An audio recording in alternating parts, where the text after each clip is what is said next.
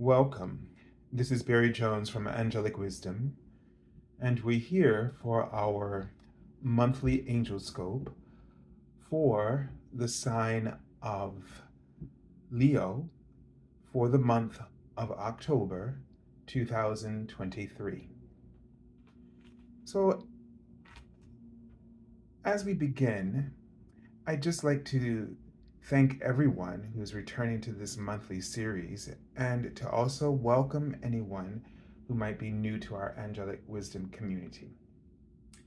Just a few reminders before we begin. First, make sure that you subscribe, select the all notification bell, like, dislike, and leave your comments.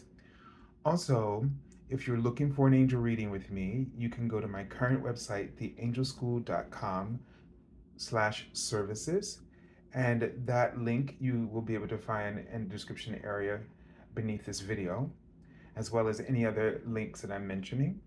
If you are interested in just donating to my channel and showing a sign of support, any amount that you are considering will be greatly appreciated. And so you can select my PayPal Me Angelic Wisdom link. Also, if you've not had the opportunity to see the monthly general reading for October, make sure that you do. The very first link you will see will be in the description area for that video in particular. And finally, the format. So the card in the center beneath the Leo card will represent the archangel that you'll be working with for this month. And then the cards on either side will be a message from your guardian angel. The card on the left highlights the Major Arcana lesson and the overall influence or energies or themes that are playing out in your life, in your subconscious. The card on the right is from the Minor Arcana, which represents what we're consciously experiencing of those Major Arcana frequencies and how we might be able to work with them. So let's take a deep breath.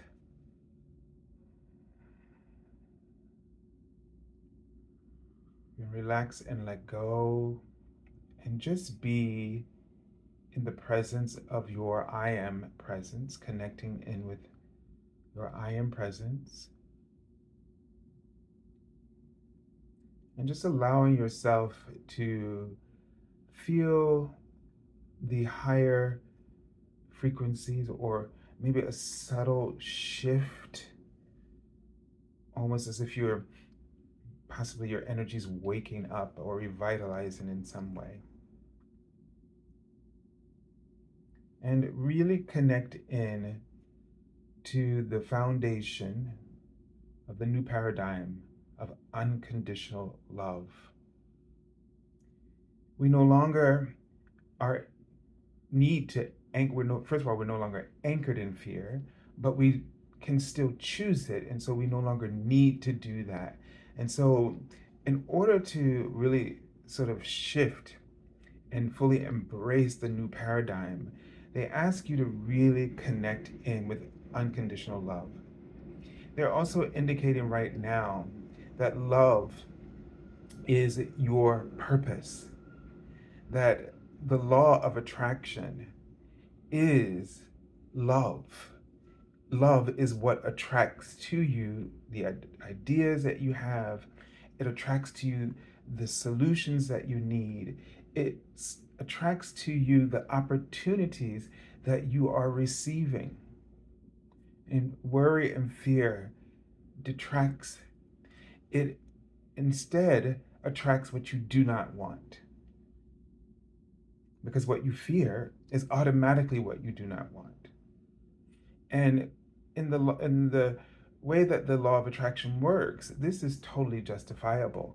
You are focused upon it, you are welcoming or inviting it or summoning it towards you.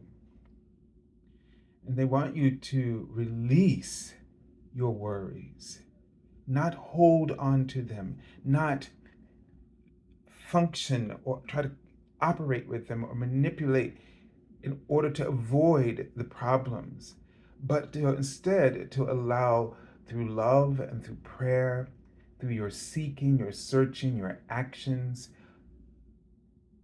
you if you enact love, you release your fear. They're indicating that you're going through what they're calling a great death. That is to say, that you are in the process of surrendering and releasing things that are no longer serving you. And this is across the globe. This is the huge lesson that we're all stuck in right now. We don't know how to let go because we don't know how to move forward. But not knowing how to move forward is what will really help to open you up, because what you don't know, you have to be open to receiving, experiencing, and witnessing. So if you feel trapped because you don't know, because you are uncertain about what is coming forward, then embrace this. Know that this is what it's like to leave fear behind. Now, it does not mean that you will not feel caution. It does not mean that you won't feel challenged or confronted by this decision. But what it does mean is that you are surely opening yourself up for that which you deserve beyond, far beyond your comprehension of that which you seemingly cling to because you know it.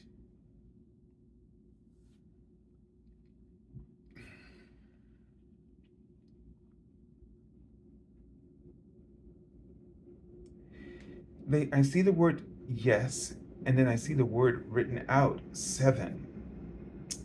So, organization. So, yes, this is the time for you to move forward on this path of love. It is blessed for you. There's lots of confirmation and assurances that you're going to receive as you step forward. The number 7 being written out as a word is making me feel more that it's more about the numerology. And I'm not a numerologist in any way, shape, or form, but in tarot, 7 is about sort of examination. If you just look at it's about, focusing, really setting goals for yourself, or that you're getting really, maybe that when they said organization, getting yourself organized and focused, really finding a purpose. And everything is sort of, it's a spiritual number as well, right? So you really want to just open yourself up. And I don't know why I'm saying the word satisfaction, but to the satisfaction of the messages there. This is what the word that you're receiving, trusting and believing in what you experience as those things that are coming to you, to have profound faith in what you desire, because it's the only way that any desire can happen is your faith in what is not yet seen, but only what is given to you as an idea. You have to make it right. You have to make this goal your reason for being. You have to allow the passions that you're feeling about this, all the passionate ways and enthusiastic ways that you're feeling about this. Let this guide you. Don't get stuck around the outcome, but be more in the flow, the movement of where your ideas are taking you, where your guidance and your heart is helping you to embrace something. It's going to be something unexpected. It's going to be something that you think is impossible. But as you take step by step by step towards it, you'll discover the impossible is not so, that it is possible. Because as you acclimate yourself to the to what you've given your attention to, it will come into the realm of possibilities, sort of like at a distance you can't really see, maybe things are blurry, but the closer you get to it, the clearer the vision is. And they just keep writing release. You just got to release the idea of creating things to worry about, creating, making assumptions, which creates things for you to worry about. They're writing, you're in a regeneration time period. Everything that's happening to you right now is helping to regenerate your soul and your life, to regenerate life. They're writing keys and codes are coming are being downloaded into your spiritual essence, the heart of your soul's flame. And these keys and codes are activating your ascension process and activating your gifts and your talents that you've carried with you throughout lifetimes. All right, so let's take a look at the Archangel message for this month.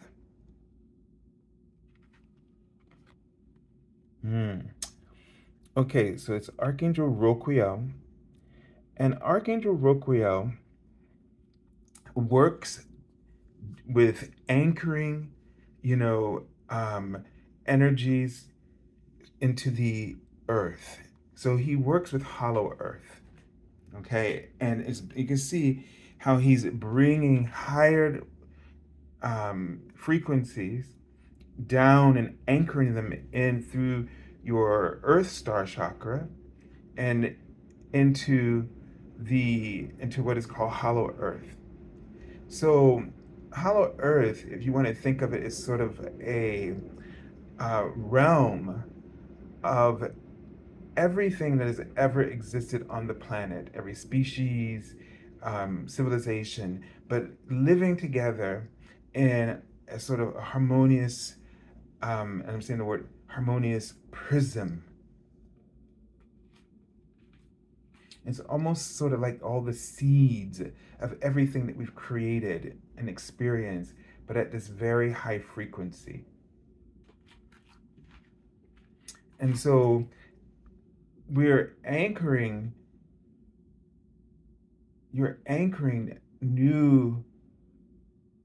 everything that you're doing, everything that you're receiving is anchoring new hope and light into our planet's collective well-being. And it's acting as a service for the planet. So it says, be a blazing light. The first message says, enter higher planetary service. And just tune in for a minute to Archangel Roquiel and see him standing before you in beautiful, elaborate gold robes and expansive wings. Now, Archangel Roquiel is also a seraphim. So he's 12th dimensional and is extraordinarily powerful, especially in terms of grounding. And he's saying that you can connect in with him, help ground you. So music is what he just wrote. Using music to ground and anchor you into your planetary surface, and that the music sort of opens your heart up to love on any topic and allows the codes and keys of higher learning and higher wisdom to be activated within you as you relax and sort of integrate and ground. So it's also a great agent for helping you to release tension and stress, toxic thinking, and sort of just truly aligns you with love. So it's a great competitor to your ego. It sort of lifts you out of that ego mindset. So he's giving you the opportunity to connect in with him through whatever music relaxes you, helps you to feel grounded and connected to who you truly are.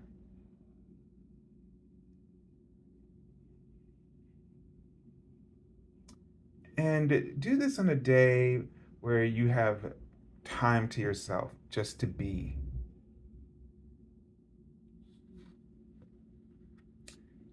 Okay, so the energy you're working with is the Lover's card. Now, the Lover's card is about, for me, that soul connection. So not only just with another person, like a soulmate, but it's also with who you truly are, your authentic self, with your I am presence and its purpose and mission. It might highlight that you are discovering who you really are, or that you are really in full alignment with how you represent yourself to the world, and in terms of your spiritual alignment, that you're representing yourself in the most authentic way, or that what you're engaged in is a reflection of authentic expression. And because of this, you feel the most incredible euphoria when your energy is just at its peak frequency, because everything that you're doing resonates with your heart. There's no sense of desperation or sort of being off in some way, feeling drained. You feel completely uninhibited. Now, that energy can scare or frighten the devil out of our egos. And so I get a sense too of getting what you really want is the most frightening thing. And how many times do we spend energy, all of a sudden making up excuses for why you're not ready? Now, here we have the Two of Water again. So this is really now emphasizing not just the romantic connections, which is reached, but it's going to be all forms of romantic connections, meaning that you need to be ready for I keep saying the word compose and composition, as if you created this and now you need to really embrace it. And I feel like that's the huge lesson, and the challenge for you is embracing what you've asked for. That there is some fear about now getting what you wanted.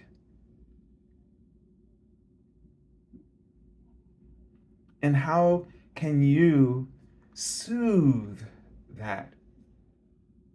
So really do something like, or play music, something that inspires you, that kind of gets you, it becomes sort of like a